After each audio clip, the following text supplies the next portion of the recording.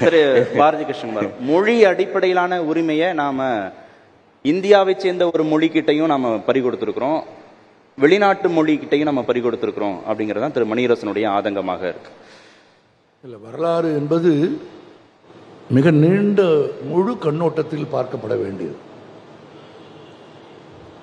பிற மொழிகளின் அல்லது பிற இனங்களின் ஆக்கிரமிப்பினால் ஒரு மொழி அல்லது ஒரு இனம் பாதிக்கப்படுவது என்பது உலகெங்கிலும் நடக்கும் ஒரு போராட்டம். தமிழகத்தில் அது எப்படி நடந்தது என்று நீங்கள் பார்க்க வேண்டும்.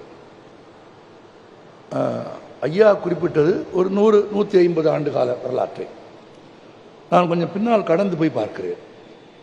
2000 ஆண்டு கால எழுதப்பட்ட வரலாறு தமிழுக்கு இருக்கிறது. அதை யாரும் மறுக்க மாட்டார்கள். 2000 ஆண்டு கால எழுதப்பட்ட வரலாற்றை உலகத்திற்கு சொல்லுவதற்கு தமிழர்களுக்கு கீழடியும் ஆதிச்சநல்லூரும் வெம்பக்கோட்டையும் வருவதற்கு முன்பாகவே ஆதாரமாக இருந்தது சங்க இலக்கியங்கள். அதை யாரும் மறுக்க முடியாது. நிலத்தை ஆழ்ந்து அகழாய்வு செய்வதற்கு முன்பாகவே மொழியின் வழியாக ஆதாரங்களை முன்வைத்தது சங்க இலக்கியம். அந்த சங்க இலக்கியத்தில் குறைந்தது 40 பெண்பால் புலவர்கள் இருந்திருக்கிறார்கள். அப்படியானால் 2000 ஆண்டுகளுக்கு முன்பு 40 பெண்கள் கவிதை எழுதும் அளவுக்கு தமிழர் வாழ்வு இருந்தது.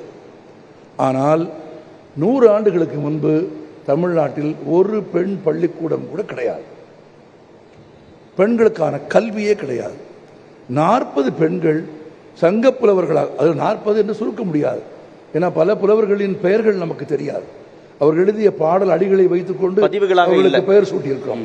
செம்பல பெயலார் என்பது ஒரு புலவரின் பெயர் தெரியாது. அவர் ஆணாகவும் இருக்கலாம், பெண்ணாகவும் இருக்கலாம். நான் சொல்ல விரும்புவதை நீங்கள் நுட்பமாக ஆழமாக கனவு எடுத்துக்கொள்ள வேண்டும். 2000 ஆண்டுகளுக்கு முன்பு 40 பெண்பால் புலவர்கள் இருந்த ஒரு மொழியை சரியாக 1800 ஆண்டுகளுக்கு பிறகு இந்த மொழியில் ஒரு பெண் கூட படிக்கவில்லை. அடுப்போதும் பெண்ணுக்கு படிப்பதற்கு ஆண்களுக்கே பள்ளிக்கூடங்கள் இல்லை என்கிற நிலைமை 100 ஆண்டுகளுக்கு முன்பு இருந்ததை யாரும் மறுக்க முடியாது.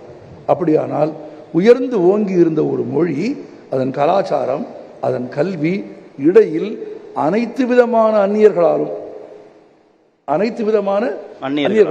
அவர்கள் வடக்கே இருந்து வந்தால் என்ன, மேற்கே இருந்து வந்தால் என்ன, வந்தவர்கள் இந்த மொழியை ஆக்கிரமித்தார்கள், இந்த பண்பாட்டை அழித்தார்கள். இந்த பண்பாட்டில் பெண்கள் படித்திருந்தார்கள் என்பதை சீர்குலைத்தார்கள். பெண்கள் காதல் திருமணம் செய்து கொள்ளலாம் என்று இருந்ததை குழந்தை திருமணமாக மாற்றினார்கள். விரும்பியவனை விட்டு, விரும்ப இயலாதவனை விட்டு வேறொருவரை தேர்வு செய்யலாம் என்பதையும் தீர்த்து கட்டினார்கள். 100 ஆண்டுகளுக்கு முன்பு பெண் கல்வி இல்லை. 100 ஆண்டுகளுக்கு முன்பு குழந்தை திருமணம் வந்துவிட்டது. 100 ஆண்டுகளுக்கு முன்பு விதவை மறுமணம் இல்லை. 100 ஆண்டுகளுக்கு முன்பு தமிழில் கற்றுத்தர ஆண்களுக்கும் பெண்களுக்கும் பள்ளிகளே இல்லை. நான் இப்போது பார்க்கிறேன், 2000 ஆண்டுகால நீண்ட மரபுள்ள தமிழ்நாட்டில் 19 நூற்றாண்டுகளுக்கு இடையில் முற்றிலுமாக தொலைந்து போய்விட்ட தமிழை இந்த 100 ஆண்டுகளில் அவரே குறிப்பிட்ட மறைமலையடிகளும் தந்தை பெரியாரும் உவே சாமிநாத ஐயரும் இன்னும் எங்கள் முன்னோர்களும் பெரியோர்களும் இந்த 100 ஆண்டுகளில் மீட்டு கொடுத்திருக்கிறார்கள். 1919 பெண்ணுக்கு ஒரு பள்ளிக்கூடம் இல்லை. இன்றைக்கு எத்தனை பள்ளிக்கூடங்கள்? 1919 பெண்ணின் திருமண வயது 9. இன்றைக்கு என்ன வயது? 1919 விதவை திருமணம் இல்லை.